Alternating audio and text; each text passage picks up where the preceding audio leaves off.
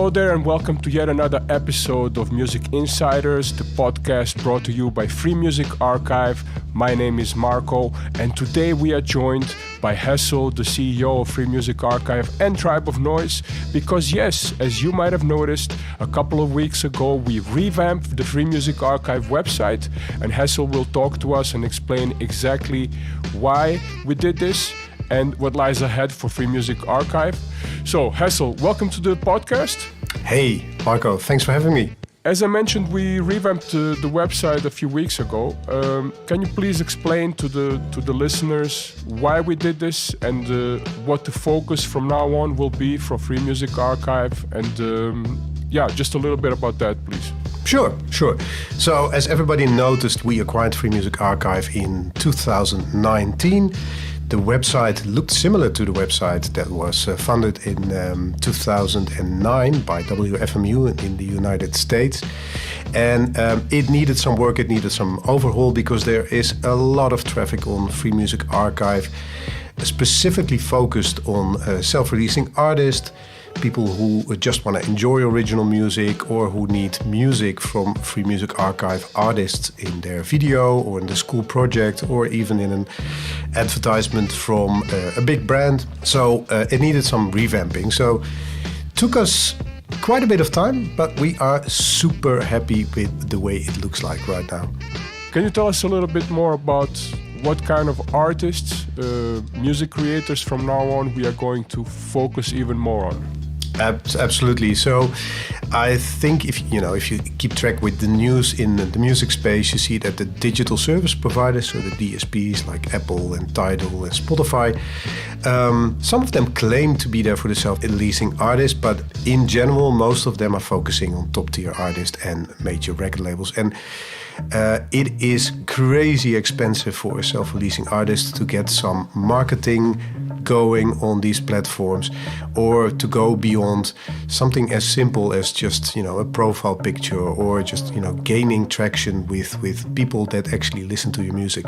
So the main focus for us from this point onwards on Free Music Archive is self-releasing artists, people who are willing to curate their music, and net labels. And with self-releasing, I also mean that we will give them access to a huge market, because there's so much traffic on Free Music Archive, so that they can market themselves free of charge, start building meaningful relationships. And that can be with just a few people who will leave comments or people who download music, but you will have instant access to those people, and they can instantly reach you via contact forms, comments, clicking on your links to your own website, etc.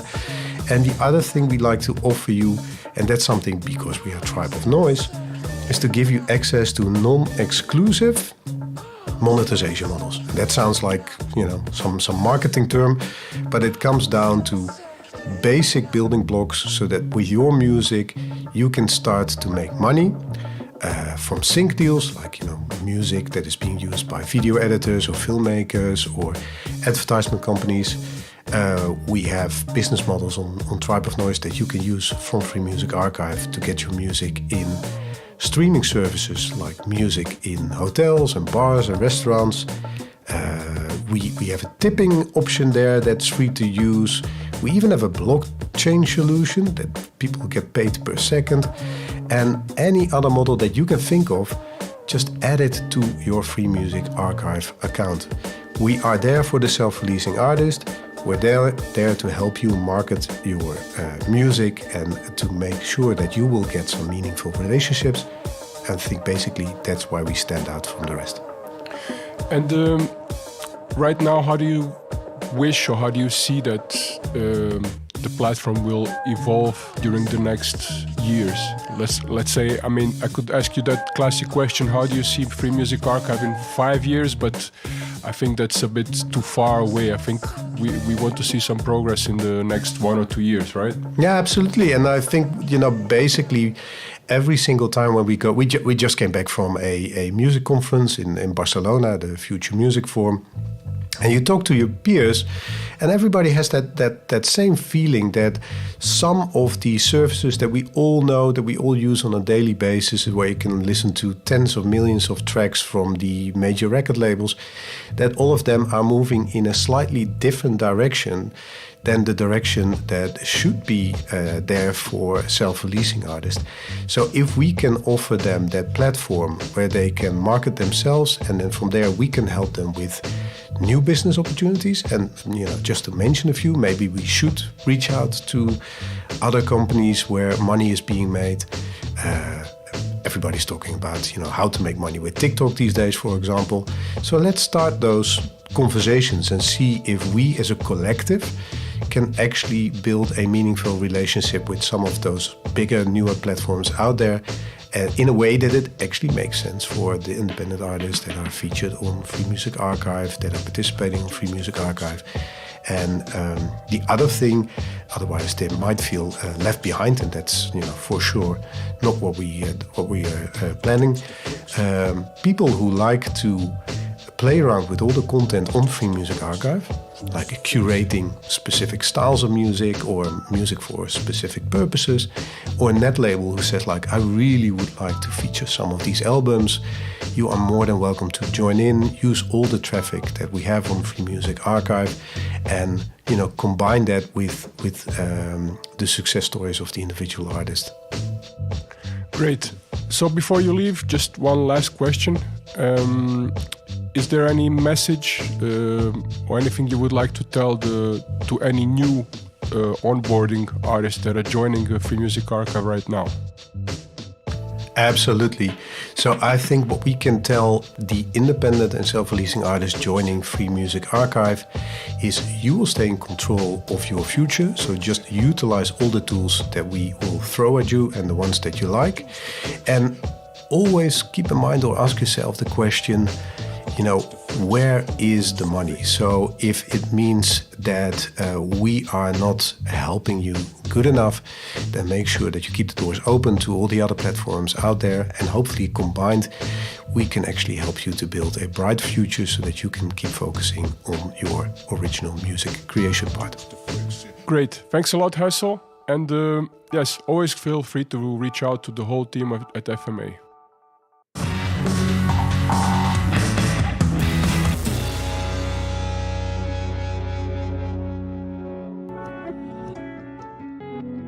Hi, today I'm joined by somebody who is all the way down there, at least for me he's down there in Australia. I'm talking about Makai, on FMA known as Makai Beats. Hi, how are you doing? Hey, what's up? Thanks for joining us. I have a very simple first question. When did you start making music, and can you tell us a little bit more about how and why that happened? Yeah, I started making music when I was in like 2012, like professionally. But before that, I've been playing piano since a kid and all that. But professionally, I just trying to sell music online and stuff just since 2012. Okay, and how did that happen? Like somebody else was making music, in your case mainly beats, right? And you got inspired by that, or you tried yourself unprofessionally first and then decided to do it more seriously? Well, I started doing it unprofessionally when I was a kid, like just trying to it was just my passion, I just always loved music, just creating music, piano. Mm-hmm. But then when my mom passed, I started, taking it more like trying to do it as a career, So you bought some software. How did that start, that learning process? I mean, it's been a long time ago, 2012, so it's hard to remember every detail, but I remember starting on some just Cubase and some weird software I found. And then I went to the store and bought some other professional recording software and just tried to record like piano and stuff, and then looped them. Eventually, brought them to school, and people were like, oh, I want to make a song off of this, I'll rap over this. And then people giving me money, and I started just doing it professionally, from there. Okay, and how has that been? You started making it professionally because you saw that there was a good feedback and a good reaction to your beats. What did you start doing then to promote yourself, to get your name out there? When I started, there was this site out called SoundClick, and this was the biggest platform at the time. You know, it was like it was like Free Music Archive is now, but it was back then. You know, it was like having so much traffic and everything. So basically, I just put my music up there, and a guy from school told me, "Hey, put your music up on here. You can make money. People are making money. I buy beats from this guy on there. You know, you could do it too." So you know, that's when I tried it. You know, uploaded my stuff on there, and of course, no one bought it at first, but you know, as time went on, I just started like figuring things out, watching courses, and just figuring out how to get my music out there even more. And how has the production style and the quality of your productions evolved through this time? From 2012, it's crazy. I mean, now I work with like other people to put, you know, like I'll use a part from a guitar part from one guy, and then, you know, maybe a drum part here, but I make sure everyone's like licensed. You know, everyone gets paid a cut or whatever they need to get the license. Yeah, I really like to focus on making sure to get quality sounds, you know, in my stuff now these days. Okay, that sounds really interesting. So, did you used to use sample banks or that kind of stuff before, and now you are deciding to use your own sources? Well, I used to just create everything from scratch, like do everything by myself, like play out the guitar part, the MIDI, everything. But now, you know. Great, because to me some of it sounds like it's sampled, but then like from something really obscure. But knowing that you actually created the stuff that you use in your beats, that's really, really inventive. Yeah. Yeah, it's all original, licensed stuff. Like nothing's like taken from you know, like some stuff on the random place on the internet or anything. When I listen to your beats, I really hear a certain style. How long did it take you, and when did you become more aware of that you were creating your own style of making beats? I just really create, you know, just whatever I feel, but I mostly stay with soulful, you know, R&B, like smooth stuff. And, you know, I do a little bit of drill stuff, like not drill, but like, you know, hip hop, trap and stuff like that, elements. But I mostly keep it like smooth R&B, stuff like that, more musical stuff, you know. How has your journey on Free Music Archive been since you joined? I think your first upload was in 2017. Yeah. It was an album, and from then on you basically have been uploading singles. Right. And what has been your experience with Free Music Archive? It's been great. The amount of traffic, the amount of like deals I've gotten from there. Like, you know, recently I've gotten a deal with Kia.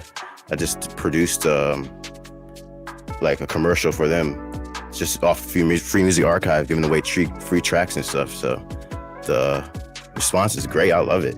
Like, it's my favorite platform right now. So people reach out to you directly, and then you struck some kind of an agreement or deal with them? Yeah, you know, for extended licenses or, you know, files or whatever. Have there ever been any like funny or like weird situations with people asking you music for something that you don't mind sharing with us since you joined the FMA? Yeah, most people just, the craziest ones is like maybe like the school projects, you know, like people be like, I'm going to use this for like a whole presentation. And I think that's crazy, you know, just people, kids using it. Like, I never expected that really when I first started uploading. That sounds great. I mean, we are really happy that the exposure and the traffic that FMA has that enables guys like you to get the music to all kinds of diverse projects, from Kia to a school project presentation. Yes. And so what are you busy with right now, and what are your plans for the next months? Just releasing I like to just release free music and just free resources for people to build my brand, you know. That's how I've built it since 2012. So I'm just going to keep putting out more projects, more music coming out. Do you also have your like a website of your own where people are directed and can also look for other music that's not on FMA? Yes, my website is Makai.com. That's like everything that's not on FMA. If it's not on there, it's on my website, Makai.com. you obviously are from the States. I don't know which city you were born, but right now you're living in Perth in Australia. How did that happen? 3 years ago when the pandemic started, I was actually born in New Orleans, Louisiana. So, but basically when that pandemic started, I was already over here and just some personal stuff, just on vacation basically. And then and I basically just during the pandemic, I just stayed here and got my visa, Mm-hmm. That's just, Okay, so you're basically, because what you do, as long as you have your equipment with you, you can do it anywhere, right? Right. But I've been here for a while, so I kind of have a whole new studio here now, like a better one than I've ever had. So. All right. Nice. If you can send us a pic or two of your studio, so we can also include it. Okay. Yeah, on the page of this episode. And since this podcast series is called Music Insiders, it's always nice to give them a bit of that. Most definitely. Extra information and a bit more insight into you. Makai, thanks a lot for talking to us. Thank you for having me, man. Appreciate it.